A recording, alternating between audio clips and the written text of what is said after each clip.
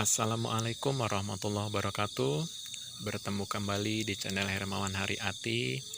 Pada kesempatan malam minggu yang cerah ini, kita akan membahas pengertian, perbedaan, dan keuntungan menjadi pegawai P3K. Selamat menonton videonya, selamat berakhir pekan. Semoga kita mendapat ilmu, kita mendapat pengetahuan, dan kita bahagia selalu dalam menjalani hari-hari kita. Jadi langsung saja, adapun pengertian dari pegawai pemerintah dengan perjanjian kerja adalah warga negara Indonesia yang memenuhi syarat tertentu yang diangkat berdasarkan perjanjian kerja untuk jangka waktu tertentu dalam rangka melaksanakan tugas pemerintahan. Jadi itulah pengertian dari pegawai P3K.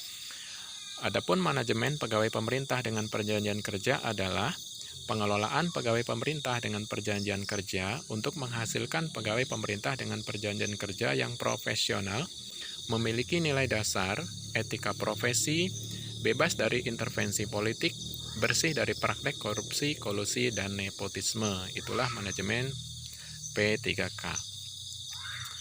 Adapun kedudukan P3K sebagai aparatur sipil negara adalah 1. Menduduki jabatan pemerintahan.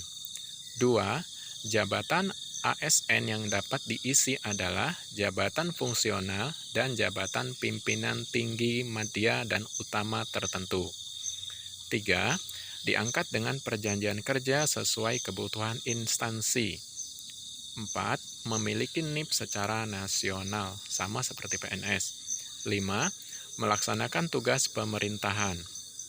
6. Usia paling rendah 20 tahun dan paling tinggi setahun sebelum batas usia pensiun 58 tahun. Jadi batas usia pensiunnya 58 tahun. Jadi pada usia 57 tahun masih boleh mendaftar menjadi P3K. 7. Masa kerja paling singkat 1 tahun. Paling lama sampai batas 1 tahun sebelum pensiun atau sampai usia 58 tahun. 8. Gaji berdasarkan perundang-undangan. 9. P3K juga mendapatkan perlindungan, yaitu JHT, jaminan kesehatan, jaminan kecelakaan kerja, JKM, dan BANHK. Dan fasilitas yang diperoleh oleh pegawai pemerintah dengan perjanjian kerja. 1. PNS bukan P3K. P3K bukan PNS. Jadi di sini ada perbedaan. Pasal 6 menyebutkan pegawai ASN, aparatur sipil negara, terdiri atas PNS dan P3K. Pasal ini menjelaskan ASN terdiri dari 2 jenis, yakni PNS dan P3K. Jadi PNS bukan P3K, sebaliknya P3K bukan PNS. Kedua, untuk diangkat menjadi calon PNS, P3K harus mengikuti semua proses seleksi yang dilaksanakan bagi calon PNS dan sesuai dengan ketentuan peraturan perundang-undangan.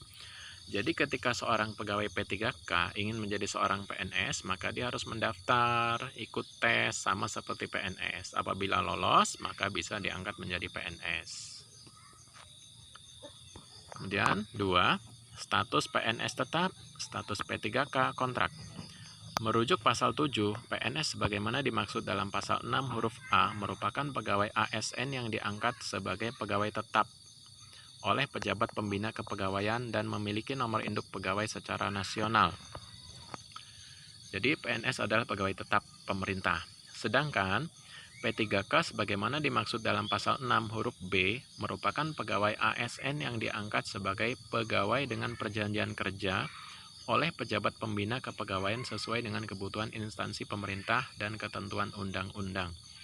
Jadi P3K ini hanya pegawai yang diangkat dengan perjanjian kerja, diangkat oleh instansi tertentu. 3. PNS dapat fasilitas, P3K tidak. Pada bab 6, Undang-Undang Nomor 5 Tahun 2014 menyebutkan perbedaan hak dan kewajiban PNS dengan P3K. Pasal 21, PNS berhak memperoleh A. Gaji, tunjangan, dan fasilitas. B. Cuti, baik cuti melahirkan maupun cuti yang lain. C. Jaminan pensiun dan jaminan hari tua. D. Perlindungan. dan E. Pengembangan kompetensi. Sedangkan pasal 22, P3K berhak memperoleh A. Gaji dan tunjangan, B. Cuti, C. Perlindungan, dan D. Pengembangan kompetensi. Jadi perbedaan antara PNS dan P3K terdapat pada tidak adanya jaminan pensiun dan jaminan hari tua pada pegawai P3K. Jadi mereka tidak mendapatkan pensiunan.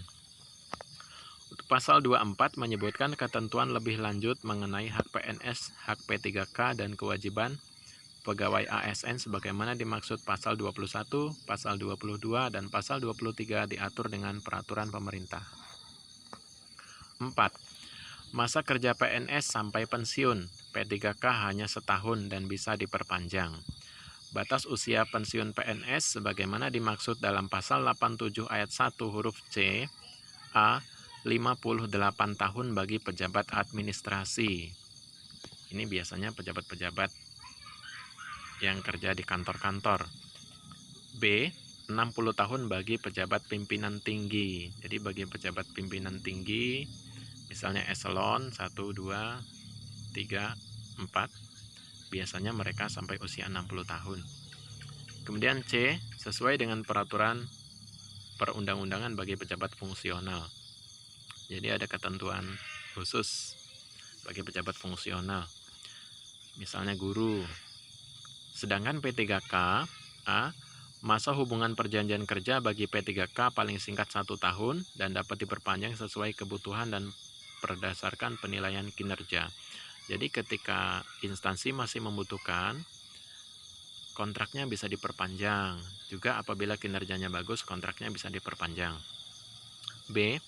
Perpanjangan hubungan perjanjian kerja sebagaimana dimaksud pada ayat 1 didasarkan pada pencapaian kinerja, kesesuaian kompetensi, dan kebutuhan instansi setelah mendapat persetujuan PPK. Apa itu PPK? Pejabat Pembuat Komitmen. 5. Gaji dan tunjangan P3K. Penggajian P3K diatur pada pasal 101 yakni A. Pemerintah wajib membayar gaji yang adil dan layak kepada P3K. B. Gaji sebagaimana dimaksud pada ayat 1 diberikan berdasarkan beban kerja, tanggung jawab jabatan, dan risiko pekerjaan. C. Gaji sebagaimana dimaksud pada ayat 1 dibebankan kepada anggaran pendapatan dan belanja negara. Untuk P3K di instansi pusat dan anggaran pendapatan dan belanja daerah untuk P3K di instansi daerah. D. Selain gaji sebagaimana dimaksud pada ayat 1, P3K dapat menerima tunjangan sesuai dengan ketentuan peraturan perundang-undangan. Jadi, untuk gaji dan tunjangan sama seperti PNS. Nomor 6. Bisa diberhentikan secara hormat. Pasal 105 menyebutkan pemutusan hubungan perjanjian kerja P3K dilakukan dengan hormat karena A. Jangka waktu perjanjian kerja berakhir, B. Meninggal dunia, C. Atas permintaan sendiri, D. Perampingan organisasi atau kebijakan pemerintah yang mengakibatkan pengurangan P3K, E. Tidak cakap jasmani atau rohani sehingga tidak dapat menjalankan tugas dan kewajiban sesuai perjanjian kerja yang disepakati. Jadi kurang lebih ada 5 penyebab pemutusan hubungan kerja P3K yang sudah kita bahas di atas, dan ini bisa diberhentikan secara hormat. Berikut ini 5 keuntungan menjadi P3K. 1. Multi-level entry. Tidak seperti PNS yang harus meniti karir dari jenjang jabatan terendah, P3K dapat masuk melalui jenjang tertentu, bahkan bisa langsung pada jenjang tertinggi pada jabatan yang dibutuhkan oleh organisasi sesuai kriteria jabatan yang ditentukan dalam Peraturan Pemerintah Manajemen P3K. Hal ini dimungkinkan karena adanya skema multi-level entry dalam seleksi P3K. Jabatan yang diisi oleh P3K antara lain jabatan pimpinan tertinggi utama tertentu, dan jabatan pimpinan tertinggi madya tertentu yang setara eselon 1A dan 1B, jabatan fungsional tertentu pada semua jenjang jabatan, serta jabatan lain yang terdapat dalam badan layanan umum dan badan layanan umum daerah, seperti perguruan tinggi negeri baru, dan rumah sakit daerah. 2. Penghasilan yang didapat akan setara dengan PNS. Berbeda dengan honorer yang mendapat penghasilan kecil hingga ada yang di bawah UMR, P3K akan mendapat penghasilan yang sama dengan PNS jika mengisi jabatan yang sama dengan PNS. Misal sama-sama guru, sama-sama pegawai di dinas, maka insya Allah sama gajinya. Apabila seorang P3K mengisi jabatan guru jenjang madya, penghasilan yang akan diperoleh relatif sama dengan PNS yang akan menduduki jabatan tersebut. Jadi tidak akan ada lagi gap penghasilan yang signifikan antara PNS dan P3K untuk jabatan yang sama.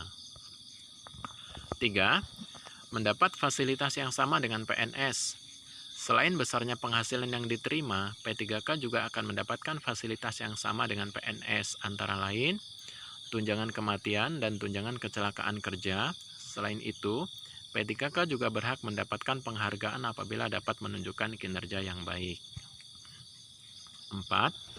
Batas usia pelamaran lebih panjang. Apabila dalam seleksi CPNS, batas usia pelamaran ditentukan paling tinggi adalah 35 tahun dan 40 tahun untuk jabatan-jabatan tertentu, P3K dapat melamar suatu jabatan ASN dengan batas usia pelamaran hingga 1 tahun sebelum batas usia pensiun jabatan yang dilamar. Jadi, sebelum usia 58 tahun atau 57 tahun masih boleh melamar.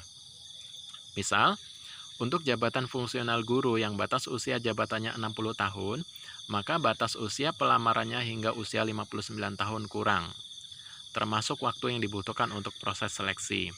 Untuk pelamar yang lulus seleksi dengan usia 59 tahun, kontrak kerja akan diberikan selama 1 tahun sehingga yang bersangkutan memasuki batas usia jabatan yang diisi. Dengan adanya perpanjangan batas usia pelamaran ini, masyarakat tidak akan dapat mengikuti seleksi CPNS karena usianya telah di atas 35 tahun dapat mengikuti seleksi P3K. Jadi kalau sudah usianya di atas 35, maka disarankan untuk mengikuti tes P3K karena peluangnya memang di P3K. 5. Dapat dikontrak hingga batas usia pensiun jabatan. Kontrak kerja bagi P3K adalah minimal 1 tahun dan dapat diperpanjang sesuai dengan kebutuhan organisasi hingga batas usia pensiun jabatan dengan mempertimbangkan evaluasi kinerja setiap tahunnya. Apabila kinerjanya baik, maka kontrak kerja yang bersangkutan dapat diperpanjang sesuai dengan kebutuhan organisasi. Demikianlah tadi 5 keuntungan menjadi pegawai P3K. Terima kasih sudah menonton video ini. Selamat berakhir pekan. Saya akhiri. Wassalamualaikum warahmatullahi wabarakatuh.